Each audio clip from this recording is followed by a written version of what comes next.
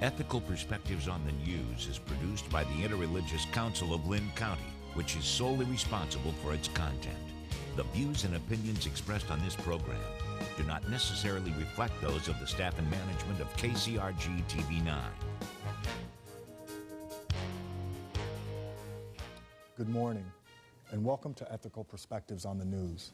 I'm your moderator, Karl Cassell, President and CEO of Horizons, a Family Service Alliance. What might have been apparent to those who paid attention during the last few months, this has become a national debate after the Ferguson incident. Police departments across America have changed the manner in which they equip their forces. It has been happening for a few years, but it became much more recognizable after the Ferguson unrest. Policymakers, community members, and political commentators have questioned whether the new arsenals are more of a threat to law-abiding citizens, or as many law enforcement will argue, we need this machinery in order to protect our men and women on the street. In September 2014, we had some of our U.S. senators criticizing federal programs that outfit police departments with military gear, articulating that they are a waste of funds and sow mistrust between law enforcement and communities they police. And people assume it more drastically affects communities of color. There is an obvious and will always be a continuous need for law enforcement in the Cedar Rapids-Iowa City corridor, but how do we strike the balance between what some would call neighborhood versus militarized policing? Here today, we have some thought leaders in this area to discuss this topic that is a national focus and will remain vital to our freedom and security. To my immediate left, we have Angela Onwauchi-Willig, professor at the U of I College of Law. Good morning. Good morning. In the middle, we have our Chief of Police, Chief Jerman. Good morning, Carl. Good morning. And rounding out the panel, Dr. Alexander Lodge, student at the College of Law at University of Iowa. Good morning. Good morning.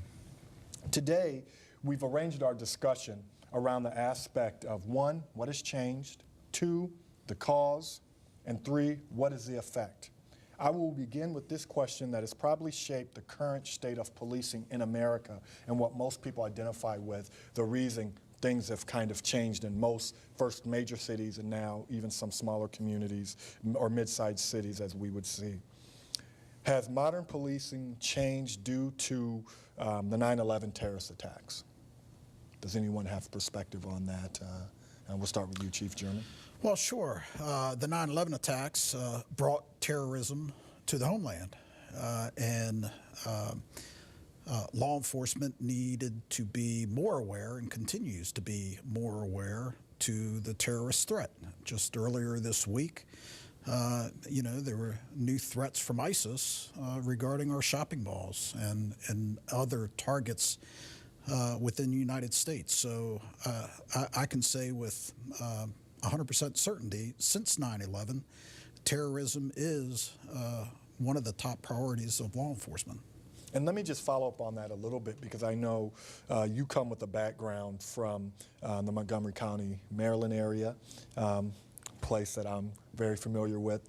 And so you went through the time where we had the sniper, the Beltway sniper. Explain what that did to the community at that time, and how you as law enforcement officials dealt with that from a community policing standpoint. Well, those 3 weeks in October, it was really a terrifying period for that entire region. It wasn't just Montgomery County, but it affected several jurisdictions in the D.C. metro area and also in parts of Virginia. As a member of the police department who were attempting to solve these murders, it weighed very, very heavily on all the members of the department. We did not have a lot of information at the time, but eventually some information came forward and led to some solid leads, and Muhammad and Malveaux were were captured and the killing stopped. So, but I know from living in that community and having friends and relatives that it was a very terrifying period from all the citizens who were living it. Absolutely. I was in Baltimore at the time, and my mom lived in Northern Virginia, so I remember very well. Well, we have information they were in Baltimore during their travels. I'm glad I didn't know this. I would say that there are two things that changed in terms of the expectations of the public with regard to policing after 9/11. And one of those would be, of course, that after 9/11, we needed police to be better positioned to be able to respond if there were more terrorist attacks on the mainland. And I think that meant sort of an increased militarization of the police. It meant, I would expect, more enhanced training with particular militarized gear and tools after 9/11. But I think another expectation that also changed, and it's a good expectation, but I think that it's also made it hard to have a real discussion about policing or not good policing, but bad policing, is that the other expectation that changed is that it made it much more difficult for people to be critical of the police or be critical of firefighters. They're very, very dangerous jobs. People should respect police. People should honor them. They're risking their lives for the safety of the community. But I think it made it much more difficult to even be critical of bad policing after 9/11. Okay. Any thoughts, Alexander? I guess just to add on that one, yeah, those perspectives did change in terms of how we responded. And I think from a governmental standpoint, when we're looking at the Patriot Act, it gave police a little bit more leverage to do certain things in the name of, us responding to issues of terrorism, the no-knock policy. And when it comes to coming in and searching a home if you are suspecting that there are terrorist activities going on there, that has what we've seen in terms of policing, that that no-knock policy has kind of transitioned into other things or other areas of policing that may step somewhat outside of the circle of a suspected terrorist in terms of the use of that policy. So these are some of the things that we've seen. But again, I think as a citizen, it's hard to try to criticize someone who is there to protect you, especially something that you're very fearful of as a citizen, especially during the immediate time period right after 9/11 occurred. Certainly. So, next question is, we looked at the perspective of police being militarized, so to speak, after 9/11. But let's go back a few years prior to and the launch of the war on drugs. Does it have its roots in the war on drugs? Because what might have been more so apparent in major cities in America, your New Yorks, your LAs, your Chicagos, some of Miami, Florida, some of your port cities, does some of this militarization have its root in the war on drugs? And anyone can start there. Well, I think that's where this the 1033 program, the offering of surplus military gear to law enforcement agencies began as part of the war on drugs. I think with the events of Ferguson is when I think people wanted to know exactly what the program consisted of, because I believe it started in the 90s with the 1033 program. I'm not exactly sure the exact date, but there needed to be some oversight, and I think that's what a lot of citizens wanted to know, and Congress wanted to know what sort of oversight was governing this program, and how exactly was law enforcement using this equipment. I'll submit that most law enforcement agencies that have received some forms of military equipment should have firm policies in place with respect to the use of the equipment. I know for a fact Cedar Rapids has received some military surplus equipment, but I can also say with the most recent equipment we received is in the area of for our bomb squad. You know, we received some robots, and by us receiving this equipment, it saved the taxpayers a tremendous amount of money by not having to pay for these robots through tax dollars.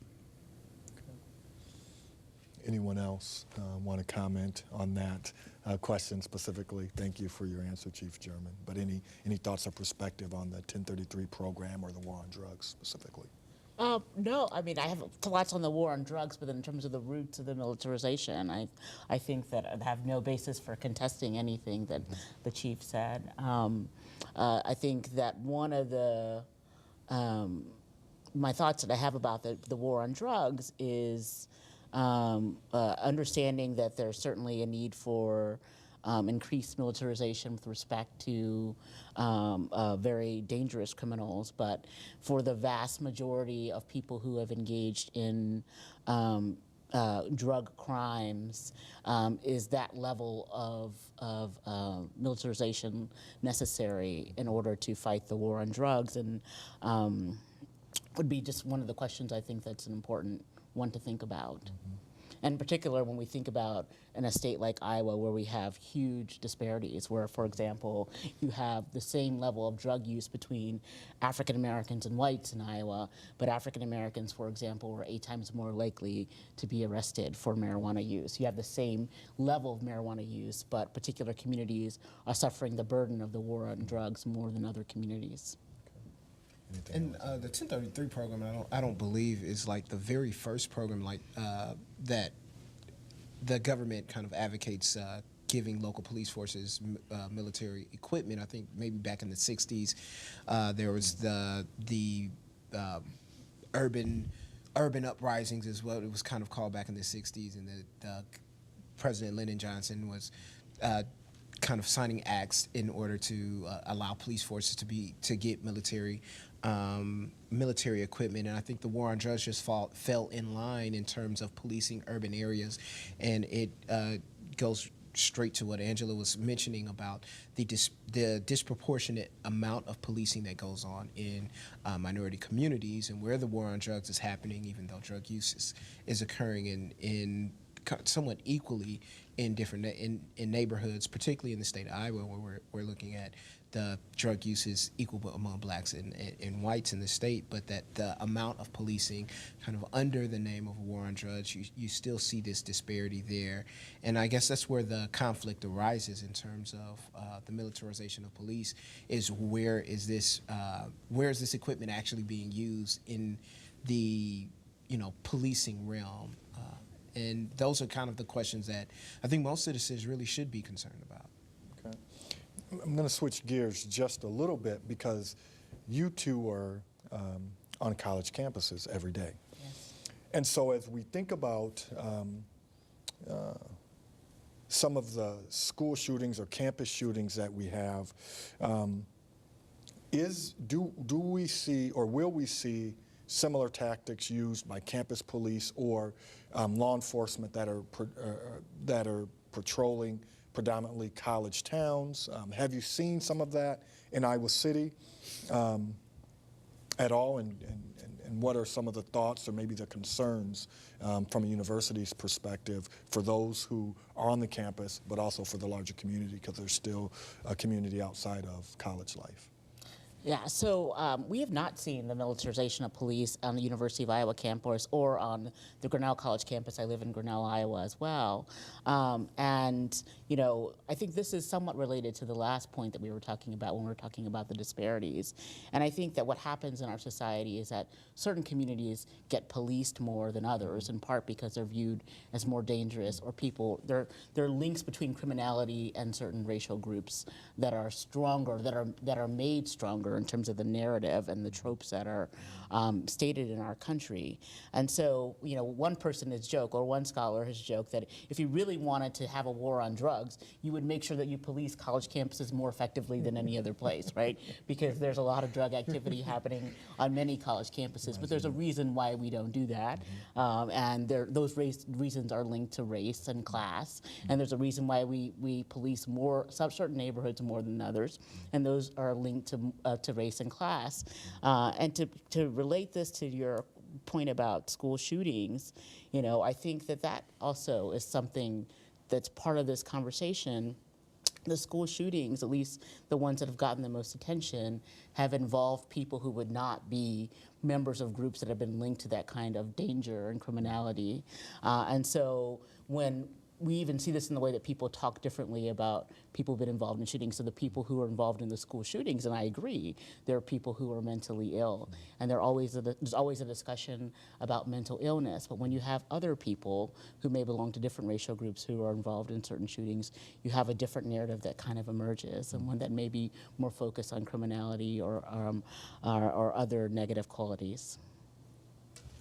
I wouldn't have anything extra to add. I think that sums it up right there. Okay. Any thoughts, Chief Jerman, with college campuses or college towns? Well, you know, we work closely with the University of Iowa Police and the Iowa City Police, so they definitely have a different type of job than we do in the city of Cedar Rapids. But you know, with respect to other school shootings, beginning in Columbine and through the other tragic mass shootings or school shootings, that has also changed law enforcement. You know, prior to Columbine, law enforcement didn't have to train for what is called the active shooter. We didn't really recognize it until Columbine. So then law enforcement needed to train and input certain tactics to address active shooters.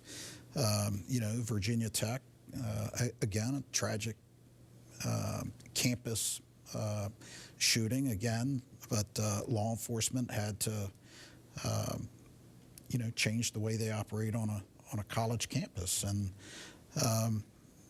you know, and that's I think one of the challenges that we in the law enforcement profession find is that you know, we have to continue to adapt to whatever occurrences present themselves, but we also want to try to, you know, prevent and be proactive as best we can. You know, we need to prevent this type of violence and loss of life. So, you guys have talked about the past. You went as far back as the 1960s. So my question would be, is policing a lot more dangerous now than it was in the 1960s, or would we say it was more dangerous back then? What would be, and obviously this is, would be you guys' opinion and perspective, but I'm just curious, what would be your feeling about policing in maybe the 50s and the 60s in comparison to now, to the early 2000s and now up to 2015? Yeah, I mean, I obviously personally don't know. Right. I mean, I think the perception is that, sort of my perception is that it is in many ways more dangerous now because we've got terrorism, the terrorist threat on the one hand, we've got school shootings, but I also think that people have a lot more access to guns than they did in the 1950s and 60s, and I think that makes a threat to police officers to be greater. I mean, I would definitely agree that there's definitely more threat to police officers here in terms of the dangers that are around. I think we perceive, being kind of given the technology age and access to the ability to do more in terms of with what we have, I think those dangers are a lot greater in this time than it was then. And so I would, you know, genuinely believe that police officers do definitely have to deal with a little bit more danger. I think in terms of assessing that danger, though, is where we as community members have to kind of raise our hand or raise our eyebrow. Is the danger perceived in one community greater than what you perceive it in this community, and why are you perceiving it in that particular way? Especially when we assess raw numbers, you see the same activities you're policing in one neighborhood happen at the same rate and occurrence that they're happening in another neighborhood. And so that's kind of where, as a community member, we kind of raise our hands. So we believe that you have to prepare for a more dangerous society, but where you're policing that danger is kind of the area that is kind of most sensitive for everyone, and probably part of the biggest question that we would all have. Any thoughts, Chief Jerman? Well, I do agree with both the comments. I do believe it is more dangerous, although if you look statistically speaking, line of duty deaths for law enforcement have declined somewhat since the 80s. They've gone down. However, we are looking at a much more dangerous dynamic that law enforcement is facing. You've commented about terrorism, but then the access to firearms by more people and access to more powerful and dangerous firearms. It's very concerning for police. So I would agree. It is more dangerous. However, I think we have caused the line of duty death numbers to decline due to better training, better equipment that we're able to provide our officers. But as long as we continue to recognize and be aware of the threats, I think that's to our advantage. But with everything that's happening in society and the world, yes, it's quite a bit more dangerous. When I started my career as a police officer in 1979, there was not terrorism. They weren't the gangs that we faced. In 79, it was just the bad guys that we had to deal with. And then you had gangs come about, and then the other threats. So it's unfortunately spiraled upward. So what is the correlation between the decreasing rate of violent crime in lieu of, as you guys have talked about, more powerful guns? If we're seeing less violent crime, but we're seeing higher incarceration rates, how do communities reconcile lower violent crime rates with heavier policing? I mean, just what is your perspective? Is there a correlation? Should we have a much more robust dialogue to deal with some of these issues at the root cause in order to bring us to a better end result, or at least, if for nothing else, a better conversation? Yeah, so there seems to be sort of the opposite correlation between decreasing rates of violent crime and more policing, right? So the broken windows policy, for example, in New York, this notion that if you get at sort of the smaller crimes, which actually doesn't bear out empirically, that you can then get at more violent crimes, is one example of sort of this sort of inverse relationship between the decrease in violent crime and sort of the increase in policing, and policing that can grow into situations that have a bad outcome for all sides, and particularly for people who may lose their lives unjustly. It seems to be an inverse, basically, relationship. And I think one of the questions we have to raise is what are the sort of the tropes, what are the narratives that are allowing us to justify that kind of action that has more negative impacts on certain communities than others. And I think one of those is race, one of those is class. There are a lot of things that are feeding into it. Okay. Anyone else? I agree that the social issues that are present need to be addressed more. There's always going to be police that will enforce the law, but the social issues that are prevalent, the poverty,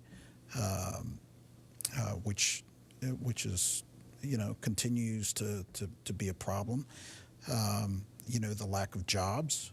If we can focus some attention on those issues, then perhaps people who are working aren't going to be forced into committing crimes to be able to to make ends meet. And I would echo what both of them are saying in terms of things that need to be fixed. But one thing that I would just like to push is just that there's just to help fix that narrative is that we have to emphasize kind of community building. In terms of just policing, it has to be community policing. So first off, you have to put community first and then policing there as well, because if you haven't built those relationships in those communities that you're policing, you're going to have that propensity to arrest for those smaller crimes because you don't have that human factor in there. I'm on the job, I'm policing, I'm doing what I see, I'm taking care of, I'm enforcing the law and not necessarily dealing with the community building aspect of it. And I always share my own personal story growing up. I'm from a small town. My grandfather knew everybody, and he also knew all the police. So if somebody saw me looking like I didn't need to do it, they would just talk to me first. You're Mr. Newton's grandson. Let's have this conversation. Why are you hanging out with these fellas? And they knew me by name. And so that's the community part that you have to have.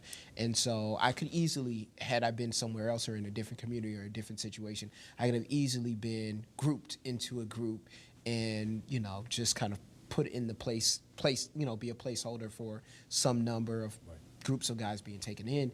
But, that is what's really important that has to be addressed and to tackle it. So although we have all these social issues that are great, like poverty and, a lot of disproportionate enforcement of law against minorities in those communities, if you get down to the nuts and bolts of just being part of the community, both as citizens and police officers, that we can address a lot of issues at least on that ground level, maybe in a small sense, and that can help at least balance that inverse proportionality that we see in terms of violence and then increased incarceration. Perfect. Right. We have 2 short minutes left, but I want to ask one question that will hopefully tie all this together and demonstrate to those who are listening what we can do. So what can communities and police departments do to build better partnerships for the future? And we have just about a minute and a half, so I know this doesn't give you an ample amount of time. I would love to see more police departments do training and work around implicit bias and getting officers to understand the non-conscious biases that they may have internalized about particular groups and the stereotypes that they may have internalized that we all internalize. And how do you overcome that, the various ways in which you can overcome that. I think that being able to see someone as a human being is really critical to getting over those things.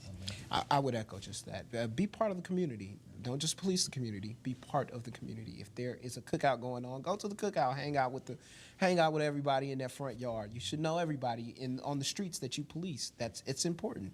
So I think those are some of those small things that will help fix the problem. Just be part of the community first, and then police the community too. I mean, we understand that policing is necessary and keeps us safe, but being part and building personal relationships with those who live in the community, and vice versa. I think the community should be building personal relationships with those who serve on our police forces as well. Absolutely. A couple seconds.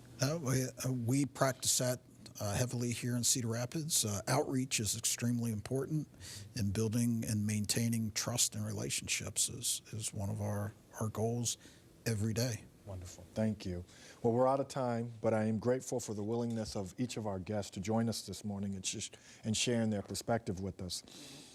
We hope that you gained a better understanding of the topic, and please, let's keep this conversation going. Thank you, and good morning.